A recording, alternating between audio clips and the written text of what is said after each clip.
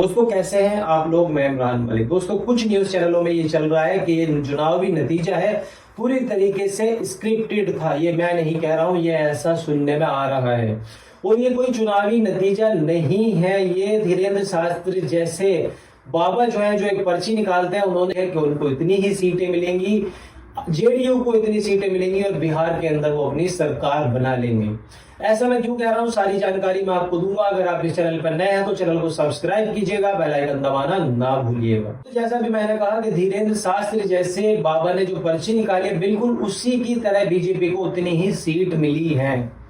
कुछ तथ्य तो दोस्तों इतने चौंकाने वाले हैं कि इसका कोई हिसाब किताब ही नहीं है। और इसका सवाल बनता है कि ये जनादेश है या ज्ञानेश कुमार ने सीधा सीधा अपना अध्यादेश यहाँ पर दे दिया है। दोस्तों आप जानते हैं कि बिहार में सबसे ज्यादा वोट आखिर कौन सी पार्टी को मिले हैं।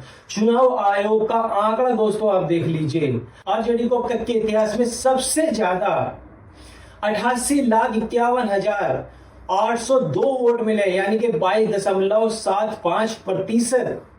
फिर भी केवल 27 सीटें आई है, जबकि बीजेपी को आरजेडी से पूरे 8 लाख वोट कम मिले हैं। केवल 80,37,974 वोट, यानी कि 20.71% वोट मिला है। और सीटें सीधे 93, 88 लाख वोट पर 93 सीट और 80 लाख वोट पर 27 सीट। दोस्तों अब बात कर लेते हैं जेडीयू की। जनता दल यूनाइटेड, उसको मिले हैं 73,35,426 वोट, यानी कि 18.89%। और उसे सीटें मिली हैं 83, कम मिले हैं उसे सीटें ज्यादा मिले हैं। इतनी ज्यादा सीटें मिली हैं कि इतिहास ही बदल गया है। और जिसे सबसे ज्यादा वोट हासिल हुए वो हाशिए पर आकर गिर गया है। देखिए कि आरजेडी को भाजपा और जेडीयू दोनों से करीब 2-4% अधिक वोट ही मिले हैं। लेकिन भाजपा को आरजेडी की तुलना में सीटें मिली है पूरे 3.5 गुना और जेडीयू को भी 3 गुना सीट मिली है। एक गिरा हुआ लोकतंत्र बताया जा सकता है। अब दूसरी बात सुनिए, हम ऐसे नहीं कह रहे हैं कि चुनावी नतीजा नहीं, धीरेन्द्र शास्त्री की ये पूरी तरीके से पर्ची है। चुनावी नतीजे में नीतीश कुमार की पार्टी दूसरी बार इतने ऊपर तक गई है। अब जरूरत नहीं है भारतीय जनता पार्टी को जेडीयू की, मतलब उसकी हालत खराब होने वाली है। बीजेपी चाहे तो जेडीयू को किनारे लगाने के बाद पासवान की एलजेपी की पार्टी के साथ और उपेंद्र कुशवाहा की पार्टी के साथ मिलकर यहाँ पर सरकार बना सकती है। महागठबंधन को इतनी कम सीटें मिली हैं कि नीतीश कुमार महागठबंधन में चले भी गए तो सरकार नहीं बना पाएंगे। मतलब बिहार में नीतीश कुमार की जरूरत अब पूरी तरीके से खत्म हो गई है। केंद्र में नीतीश के मूल भाव की ताकत है, वो भी खत्म कर दी गई है। बिहार में एनडीए की सरकार बनेगी और केंद्र में मोदी सरकार पहले से ज्यादा मजबूत होगी। हम पहले भी कह रहे थे कि बिहार की लड़ाई नीतीश कुमार और तेजस्वी की लड़ाई है ही नहीं, ये सीधे सीधे मोदी की साख का सवाल है। असल इम्तिहान यहाँ पर मोदी जी का था। चुनावी नतीजों में ठीक उतना ही मिला जितना कि बीजेपी को यहाँ पर बिहार के अंदर जरूरत थी।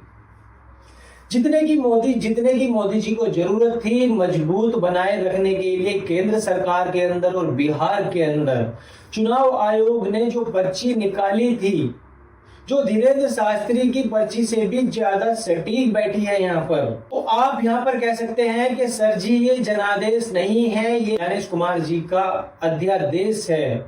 और धीरे धीरे सारी पोल पट्टी अब यहाँ पर खुलने लगी है। बस इतना समझ लीजिए कि इतना बड़ा खेल हुआ है बिहार के अंदर। चिराग पासवान की पार्टी एलजेपी ने 29 सीटों पर चुनाव लड़ा। चिराग पासवान को इतनी सीटें दिए जाने के बावजूद भी और सीटों में बंटवारे की जेडीयू के खाते की सीटें दे दी गई थी चिराग पासवान को।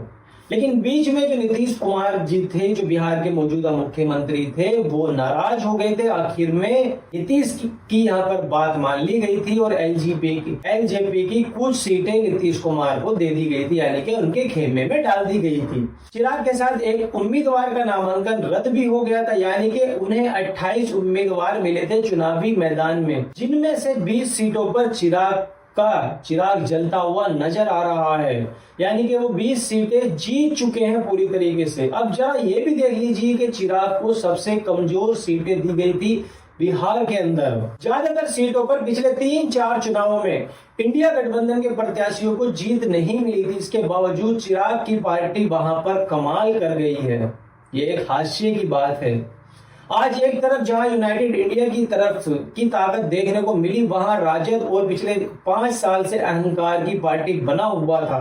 और अहंकार की परिकाष्ठा देखें, अभी जनादेश आया नहीं और 18 तारीख को हम शपथ लेंगे, ये कह रहे हैं चिराग पासवान। इसमें आपको क्या लगता है कि ये कमाल चिराग पासवान का है? अब मैथिली की महुआ सीट जहां से तेज प्रताप चुनावी मैदान में थे, वहां से एलजेपी के संजय कुमार जीते।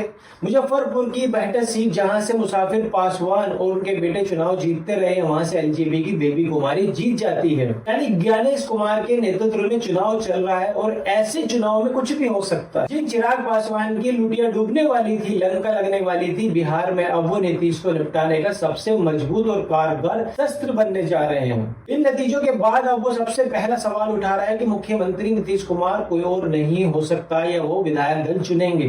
जेडीयू के ट्वीट हैंडल से ट्वीट किया गया, नीतीश कुमार मुख्यमंत्री थे, मुख्यमंत्री हैं, मुख्यमंत्री रहेंगे। लेकिन थोड़ी ही देर के बाद मामला पलट गया। रुझानों में बीजेपी सबसे बड़ी पार्टी बनती हुई नजर आई। जेडीयू के बीच सीटों का फासला 15 सीटों तक पहुंच चुका है। जेडीयू के ट्विटर हैंडल से मुख्यमंत्री वाला ट्वीट डिलीट कर दिया गया। मतलब नीतीश कुमार का पेज अटक गया है। एक तरफ से जितने भी नेता सारे के सारे मोदी का गुणगान कर रहे हैं, सब मुमकिन है सरकार अभी भी देखते जाइए। उधर बिहार बीजेपी प्रभारी विनोद तावड़े का बयान भी सामने आ चुका है। गेम की शुरुआत तो वहीं से हो गई थी। चुनाव विश्लेषक जमीन का तापमान नाप रहे थे, लेकिन अमित शाह आसमान देख रहे थे और देख रहे थे ज्ञानेश कुमार की बदौलत बिहार के अंदर वो कमाल करने जा रहे हैं। किसी अज्ञानी पत्रकार ने पूछ लिया था, दादा इस बार जेडीयू को कितनी सीटें मिलने वाली हैं? अनंत सिंह ने कहा 250 से ज्यादा मानकर चलिए। तब पत्रकार याद दिलाता है कि साहब 243 सीटें ही है बिहार के अंदर। तब जाकर वो कहते हैं कि 243 अगर सीटें हैं तो 200 से ऊपर हम सीटें जीतने वाले हैं। यानी कि पूरा प्लान तय हो चुका था बिहार के अंदर। अब ये समझने वाली बात है कि बिहार के अंदर इतना बड़ा उलटफेर आखिर कैसे हुआ। इस तरीके से ये पूरा खेल कर दिया गया है। और नीतीश कुमार को जो निपटाने वाली बात चल रही थी कि नीतीश कुमार को निपटा दिया जाएगा, यानी कि उनको साइड कर दिया जाएगा। अगर बीजेपी इतनी सीटें जीत जाती है तो बीजेपी ने उतनी सीटें जीत ली हैं, चिराग पासवान के साथ सरकार बना सकती है। नीतीश कुमार चाहे तो साथ रह सकते हैं उप मुख्यमंत्री बनकर, चाहे तो वापस भी जा सकते हैं, यानी कि विपक्ष में बैठ सकते हैं। वो अगर वो विपक्ष से बैठते हैं और चाहते हैं वो कि किसी दूसरी पार्टी यानी कि आरजेडी के साथ मिलकर, जेडीयू आरजेडी और बाकी छोटे दलों के साथ मिलकर अगर वो सरकार बनाना चाहे तो भी वो सरकार नहीं बना सकते। यानी कि जो पूरी तरीके से ज्ञानेश कुमार ने यहाँ पर अपना खेल करा है, वो खेल यही था कि बीजेपी अपना मुख्यमंत्री बिहार के अंदर चाहती थी और वो खेल हो चुका है। दोस्तों अगला मुख्यमंत्री कौन होगा, 18 तारीख को किसकी सरकार बनने जा रही है, विधायक दल क्या तय करेंगे, बीजेपी क्या तय करेगी और जेडीयू क्या तय करेगी, वो तो देखने वाली बात होगी। फिलहाल इस खबर में इतना ही। आपको कैसी लगी ये न्यूज? वीडियो पसंद आए तो चैनल को सब्सक्राइब कीजिएगा, वीडियो को लाइक कीजिएगा, दोस्तों में शेयर करना ना भूलिएगा। तब तक मिलता हूँ अदर वीडियो में। जय हिंद।